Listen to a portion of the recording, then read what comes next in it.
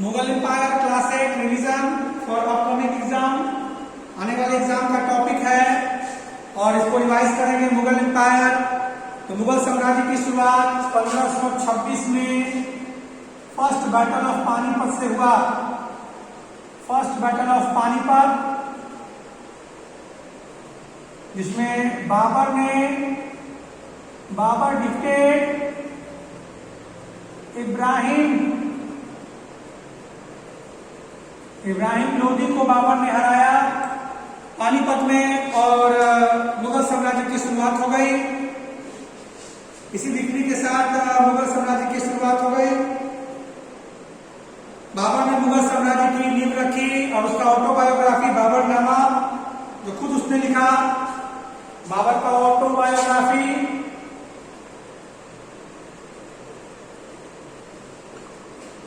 बाबरनामा, जिसमें उसने अपने शासन काल का वर्णन किया, अपने जीवन का वर्णन किया। इसके बाद उसके बेटे हुमायूं को मौका मिला। बाबर की डेथ के बाद हुमायूं राजा बने। Humayun became ruler after death of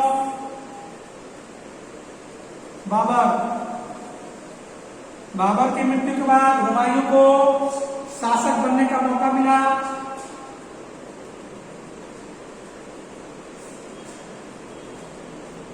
(1530 में, लेकिन बाबर की तरह हुमायूं मजबूत नहीं था। हुमायूं के शासन में अफगान शासक शेर शाह सूरी ने दिल्ली पर अटैक करके उसे अपने अधीन ले लिया और हुमायूं को कुछ समय के लिए हटना पड़ा। तो हुमायूं के दौरान शेर शाह सूरी ने अधिकार कर लिया था दिल्ली पर।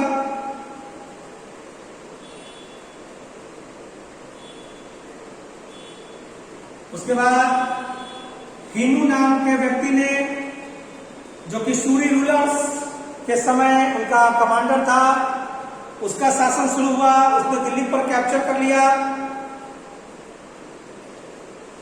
और उसका नाम था हेमचंद्र विक्रमादित्य। सूर्य डायनेस्टी में ही चीफ मिनिस्टर था और उसने शासन शुरू किया दिल्ली पर। लेकिन पानीपत की दूसरी लड़ाई में उसकी हार हो गई। 1556 में पानीपत की दूसरी लड़ाई हुई 1556 में और हिमू की हार हो गई और उसे अकबर के सामने पेश किया गया। अकबर ने उसे मृत्युदंड की सजा सुनाई। यानी सूर्य डायनेस्टी का सिपा सलार हिमू ने दिल्ली पर सूर्य डायनेस्टी के बाद शासन किया। उसके बाद हुमायूं का शासन तो आया, लेकिन हुमायूं कमजोर निकला।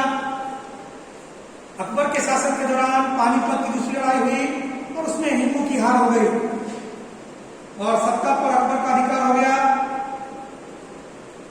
मात्र 13 वर्ष की उम्र में अकबर शासक बना था, 13 ईयर ऑफ एज। तो अकबर का शासन कितने एज पर था? 13 ईयर्स पर अकबर का शासन। 13 साल की उम्र में वह सम्राट बना था जब उसके पिता की घटना में मृत्यु हो गई। लेकिन चूंकि वो कम उम्र का था, इसलिए उसके जगह पर उसके अंकल बैरम खान ने उसका शासन संभाला।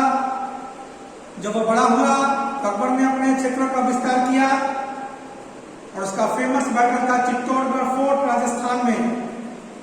ठीक है, अकबर का फेमस बैटल।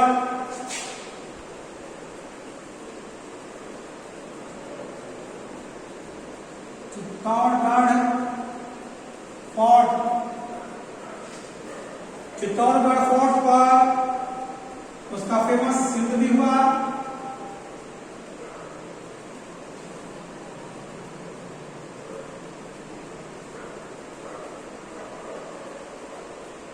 और जब चित्तौड़गढ़ फोर्ट पर अंततः अकबर ने कैप्चर कर लिया तो वहां की रानियों ने सुसाइड कमिट किया था।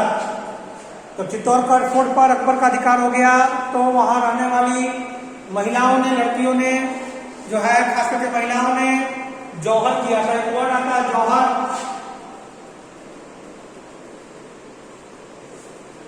जौहर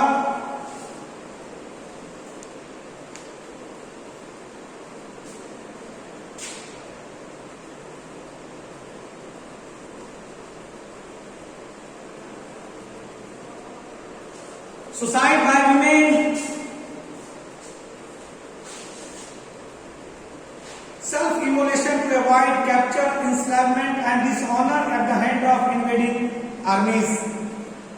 जौहर का मतलब ये होता है, एक इंपॉर्टेंट टॉपिक है जौहर,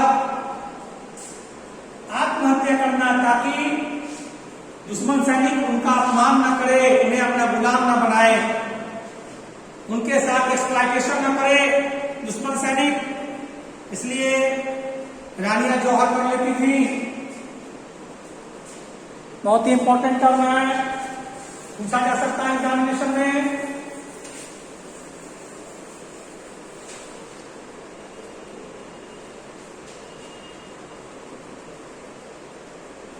जौहर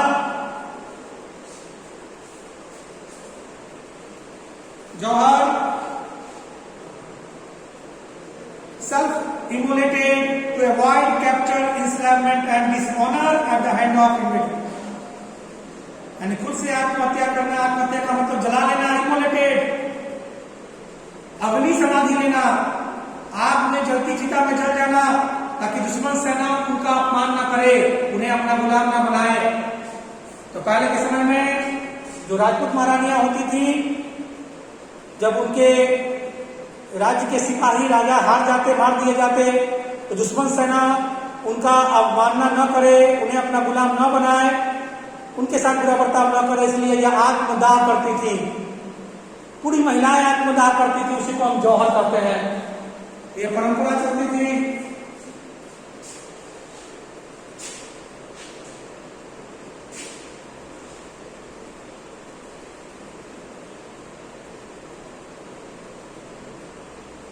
अकबर के बाद जहांगीर और जहांगीर के बाद शाहजहां।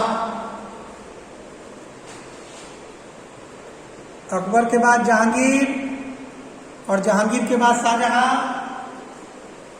अकबर के बाद जहांगीर और जहांगीर के बाद शाहजहां, ये दिल्ली के शासक बने। अकबर के बेटा जहांगीर, जहांगीर के बेटे शाहजहां दिल्ली के शासक बने। और शाहजहां का पीरियड जो था वो गोल्डन एज ऑफ आर्ट कहलाता था। शाहजहां का period golden age of art and architecture.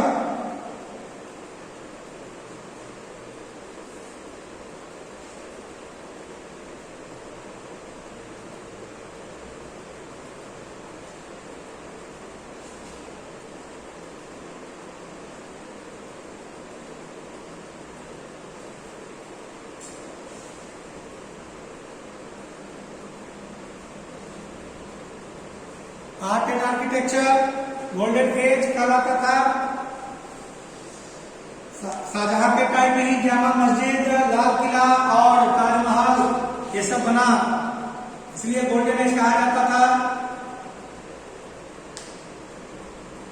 इसके बाद औरंगजेब, शाहजहां के बाद औरंगजेब ने शाहजहां को कैद किया था। औरंगजेब के बाद शाहजहां के बाद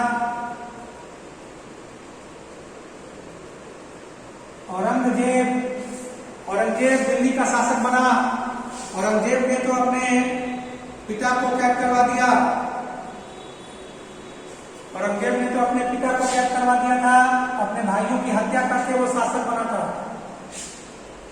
अपने भाइयों की हत्या करके वो शासक बना था। उसके समय में मुगल शासन काफी आगे बढ़ा। 1707 में उसकी मृत्यु हो गई। उसने कई मंदिरों को तुड़वा दिया। वह गैर इस्लाम से नफरत करता था।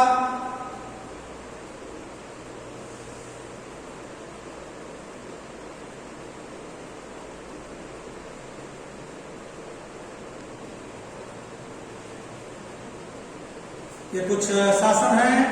अब हम बात करेंगे Rani Durgavati.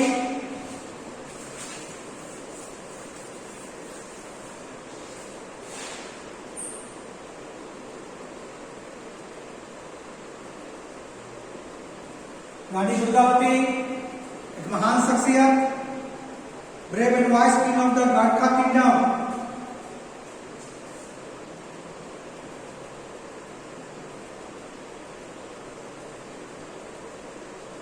Wise queen of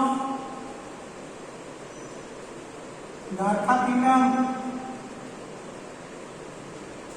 बहादुर और बुद्धिमती रानी थी गरखा साम्राज्य की।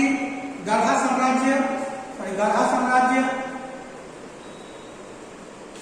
साम्राज्य की बहादुर और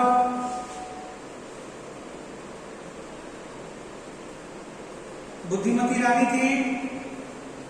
1564 में सम्राट अकबर ने उसके साम्राज्य पर अटैक किया। क्योंकि उसकी सेना कम थी, उसके पास हथियार भी कम थे, फिर भी उसने मुकाबला किया।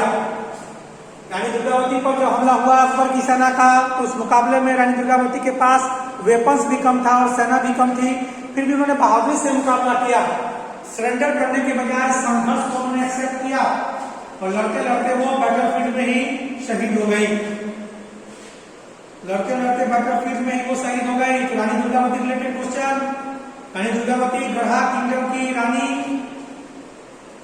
जो कि गौड़ किंगडम था सेंट्रल इंडिया का, और रानी दुर्गावती के साम्राज्य पर अकबर ने अटैक किया और रानी दुर्गावती की सेना छोटी थी, फिर भी उन्होंने बहादुरी से मुकाबला किया और युद्ध क्षेत्र में ही वो शहीद हुई। इसके बाद हम बात करेंगे बैटल ऑफ खानवा और battle of Haldighati.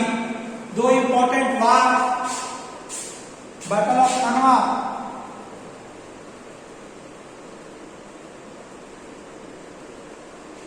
And battle of Haldighati.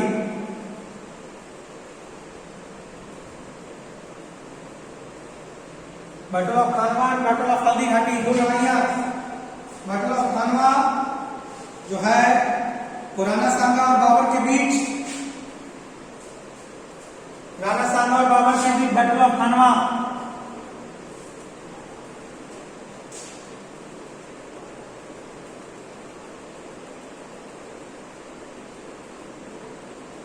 Rana सांगा और बाबर के बीच में हुआ था बैटल ऑफ खानवा। और बैटल ऑफ हल्दीघाटी महाराणा प्रताप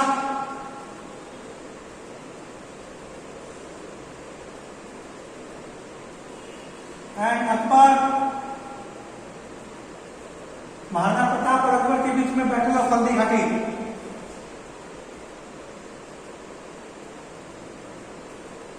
दोनों ही लड़ाई में मुगल सम्राट जीते।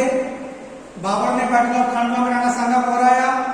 तो 1576 के हल्दीघाटी की लड़ाई में महाराणा प्रताप मुगल आर्मी के सामने नहीं टिक पाए और कैसे भी उन्हें बचकर निकलना पड़ा।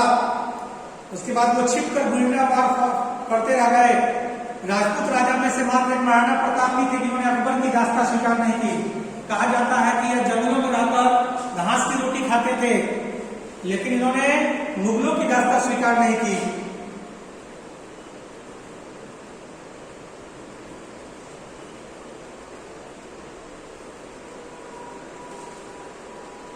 ये सब रिलेटेड आपका इंपॉर्टेंट क्वेश्चन है। Battle of Haldighati explanation, battle of Khanwa, इसके अलावा रानी दुर्गावती,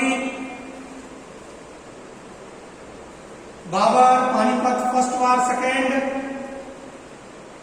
ये सब कुछ इंपॉर्टेंट टॉपिक्स है जिससे रिलेटेड क्वेश्चन आने वाले एग्जामिनेशन में आपसे पूछा जा सकता है।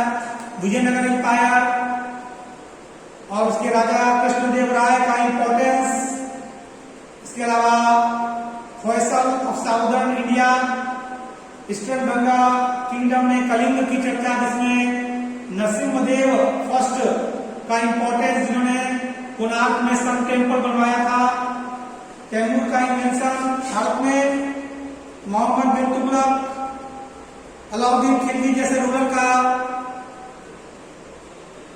वर्क सल्तनत पीरियड में उन लोगों ने क्या किया। अलाउद्दीन खिलजी और मोहम्मद बिन तुगलक ने क्या क्या किया था सल्तनत पीरियड में। पृथ्वीराज चौहान को किसने हराया। These are some important question. तो आप बढ़िया से इसको रिवाइज करेंगे। आने वाले एग्जामिनेशन में कल और आज के टॉपिक्स को बढ़िया से आप रिवाइज करेंगे। एक एक लाइन को यहां से आप तैयार करेंगे। ऑब्जेक्टिव क्वेश्चन, सब्जेक्टिव क्वेश्चन, जो पूछा जा सकता है यहीं से पूछा जाएगा, और जीके भी इसी में से है। जीके का क्वेश्चन भी चैप्टर 2 से ही है। तो चैप्टर 2 को कल और आज के जो टॉपिक्स मैंने बताया उसको बढ़िया से आप रिवाइज करेंगे, बुक की मदद से एक एक लाइन को ऑब्जर्व करेंगे, क्या क्या ऑब्जेक्टिव बन सकता है, अच्छे मार्क्स आपको आएंगे। ओके।